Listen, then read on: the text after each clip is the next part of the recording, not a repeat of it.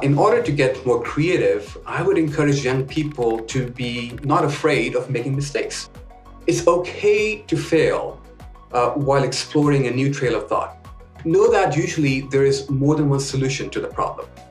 Math is as much about posing problems as problem solving.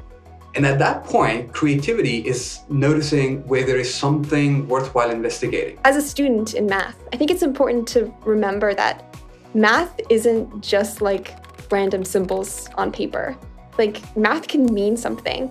And it's pretty powerful that you as a student can build something that uses math. Creativity in math isn't just about being able to pluck numbers from the air and like, oh yes, I know the solution.